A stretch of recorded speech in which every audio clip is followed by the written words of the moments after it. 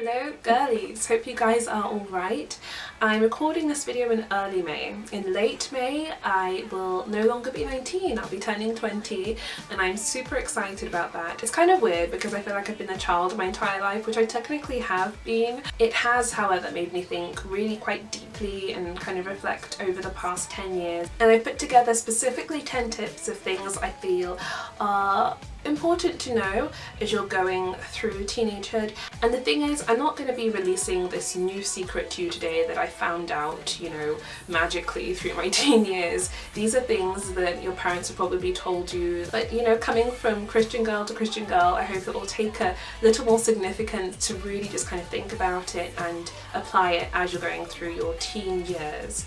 Lesson number one, sorry if I sound a bit hard-hitting, but you don't know it all. Through my early to mid-teens, I did feel like I had everything and everyone figured out, that I was this perceptive, discerning person who could see right through people. Proverbs 12 verse 15 says that a fool is wise in his own eyes, but a wise man listens to advice. Throughout your teenagehood, wise adults around you may give you pieces of advice here and there that you may not necessarily heed to, but just to kind of give you a heads up, it's important to listen to these things. For more info about how I didn't listen to a piece of advice that was given to me, you may want to look at my video on pride that I did I don't know, 2 videos ago, and that was a huge lesson that I learned. The beginning of wisdom really is fearing God, and wisdom is knowing that God will lead your next step and help you in the day-to-day decisions that you have to make.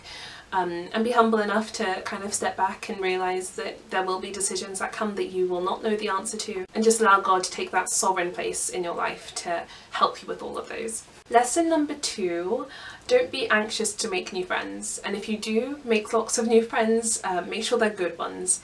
I am so over the term peer pressure. I feel like I hear it in every youth-oriented message, but it is kind of true. I just wish there was a different way to put it, just because I hear it way too much. And for me, I was always part of the geek squad, but there did come a point, especially towards sixth form, where I felt more that I needed to be more outgoing, that I needed to make an effort to, you know, pursue these relationships with 10 people, you know, and that's just not practical. We only really have a handful of friends that are consistently like throughout our lives, and don't attach yourself to people in your current day situation, because people change and grow, and that's okay. I think it's just a natural part of life to, you know, let friends go, let friends come, and maintain yourself throughout that entire process. And also, Jesus had 12 main friends that we know about, obviously the disciples, but he also took a lot of time to spend by himself, and that's something I feel like young people are almost afraid to do. They don't want to sit in their room and, you know, kind of have quiet time and just kind of figure themselves out.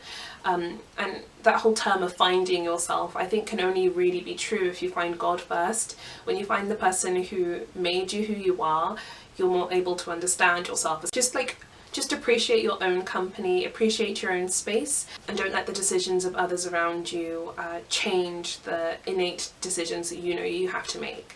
3, stay close to your family. Cultivate the relationships you have with that set group of people that are going to be with you throughout your entire life. Again, with friends, friends are there, good friends are always there, but your family are 100% going to be with you. If you have siblings, encourage those relationships, really build into them. I see my friends sometimes with their siblings and how they take them for granted, and I don't think people realise how much of a privilege it is to actually have brothers and sisters. I'm an only child, so I always keep an eye out for that, and just make sure that if you do have siblings, that you really appreciate them and you spend time with them and, you know, maintain those relationships, because they will go with you into the future. Number 4, make use of your time. I am so sick of all the stereotypes of young people that we have to stay in bed till midday, or we have to go to bed in the early hours of the morning. And to be honest, that's okay to do sometimes, but when it becomes a regular pattern, it's wasting time. There are so many people who would love to come back to their kind of younger version of themselves, and while we're here, let's just make the most of it. And that can be taken in the wrong way, and, you know, be wild and young and free and foolish and whatever. That's not good. You know, my youth pastor said years ago that being young is so easy. You don't have to worry about bills, you don't have to worry about food or rent all your parents ask you to do is to study and be good, you know, that's the only two kind of main things that you have to do as a young person. So I just want to encourage you to be proactive, make the most of your time, find out what your talents are and invest in them. The next lesson, number 6, that I'm going to tell you is to stay away from guys, stay away from boys. Now I think this is a very subjective area. I know I actually have a friend in America who is 19 and has met the most incredible man and is getting engaged. I have friends in England who are getting engaged and they're 19, 20. I think this depends on maturity and what God has for you in life, but generally speaking, if you're not considering getting married, don't delve into the guy kind of boy dating world.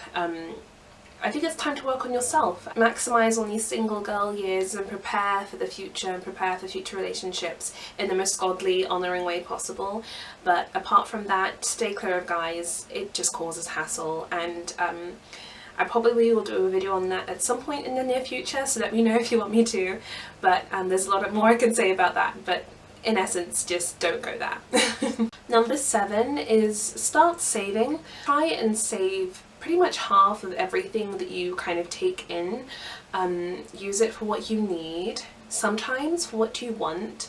I think it's good sometimes to spend money. I think that's what you earn it for or you get it for, but never waste it.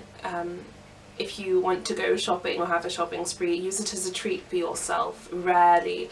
Don't let it be a style of life. I'll actually link a video that I was watching by Zach Poonen yesterday night, who was talking about the right attitude. What is the right attitude to money, just in general? And he mentioned a verse in Mark 6 where Jesus feeds 5,000 people.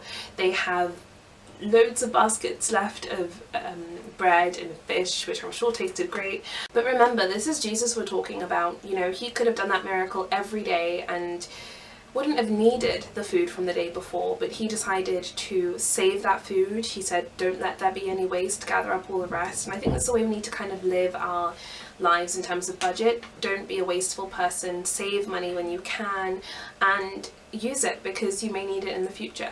Take care of yourself. Just because we're young doesn't mean our bodies are immortal. You know, we need to work on our health and we need to work on our spirit, soul and body in chronological order.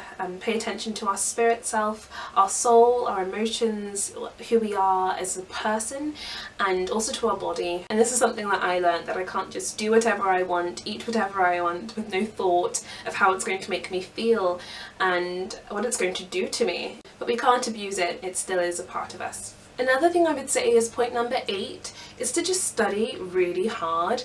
Academia is a huge part of your teenagehood, and get as much education as you possibly can. And this doesn't mean just in the books, you know, develop new skills and be knowledgeable about different things. Remember in Colossians 3 verse 23 it says, you know, with everything, whether you eat or drink, do everything unto the Lord. It just isn't concerning food or, you know, whether you drink alcohol or not, which I'd recommend to be a no-no.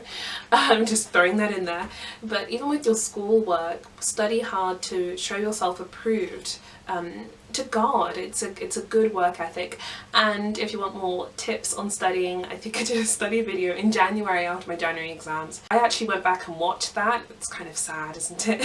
When I started revising for summer exams, I was like, okay, so what did I do in January? You know, but that was really handy. But another thing, I was speaking to someone yesterday, and you know, we really are so blessed to be able to get an education. There are so many young people out there who would give their right arm to be able to go to university and study something that they want to do.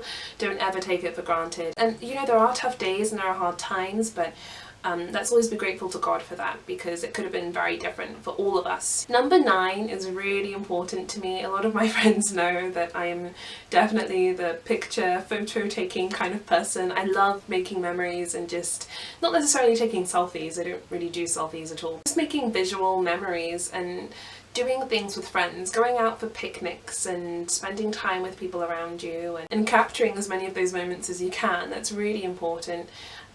Because in the years to come you'll look back and you'll think, oh my goodness, you know, I remember when we did that. One of my really good friends gave me the best present in the world. She recorded my 10th birthday, and till this day, and she made it into this kind of like movie thing, and My friends and I were watching it a little while back and just absolutely just crying of laughter, because things like that, you know, you'll never be able to recapture moments like that if you don't have it recorded somewhere. Lastly, I want to read a verse from Ecclesiastes 11 verse 9, and it says, keep this in, no, this is the wrong verse. Okay, it says, young people, it is wonderful to be young. Enjoy every minute of it. Do everything you want to do. Take it all in, but remember that you must give an account to God for everything that you do.